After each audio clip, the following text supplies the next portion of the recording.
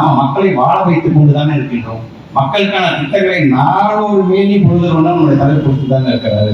இன்னைக்கு வரைக்கும், இன்று காலையில் வரைக்கும் ஒரு புது திட்டம். இப்படி ஒவ்வொரு திட்டமா கொடுக்கறனாலதான் ஒட்டுமொத்த இந்தியாவிலே நம்பர் 1 முதலமைச்சர் என்று சொன்னால் அது மு.க. ஸ்டாலின் தான் என்று நாம சொல்லல, முரசொலி சொல்லல, வேற எந்த நம்முடைய ஏடு சொல்லல.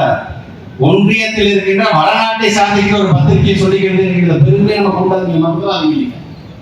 நம்மை பொறுத்தவரைக்கும் நம்ம விமர்சனங்கள் செய்வது யாராக இருந்தாலும் அண்ணா சொல்ற மாதிரி விழுகிறக்கள் விழுந்த இடத்திலே மூழ்கி போக நதி தன் பாட்டுக்கு போயிட்டு இருந்துச்சு. அந்த மாதிரி நம்ம பாட்டு போயிட்டே இருக்கணும். நம்ம மக்களுக்காக இருக்கக்கூடிய நதி. மற்ற பேர்லாம் அங்கே ஸ்டாண்டர்டா அங்கேயும் நின்று சாக்கடையா மாறி போயிட்டே இருப்பாங்க. அது பயன்படாது.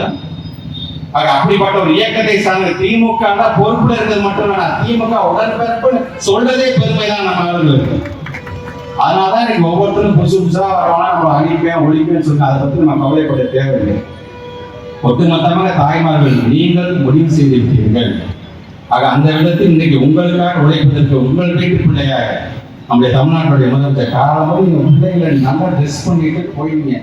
ஸ்கூல்ல விட்டா போதும். முதலமைச்சர் மட்டும் காலம்பரை சாப்பாடு நான் போறதுலேருந்து, மதியம் நான் சாப்பாடு போறதுலேருந்து, பிள்ளைங்களை படிக்க வச்சு உயர்கல்விக்கு நான் அனுப்பிச்சு வைக்கிறது, கல்வி உயர்கல்வியை முடிச்சுட்டாங்கன்னா அடுத்த நிமிஷம் வேலை வாய்ப்பை உருவாக்கி தரதுல இருந்து அனைத்தையும் நான் பார்த்துக் கொள்கிறேன் என்று சொல்லக்கூடிய ஒரு முதலமைச்சரை இன்றைக்கு நான் பெற்றிருக்கின்றோம். பாதகம் செய்பவரை கண்டால் நாம் பயங்கொள்ளலாகாது பாப்பா, மோதி மிதித்து விடு பாப்பா, அவர் முகத்தில் உமிழ்ந்து விடு பாப்பா.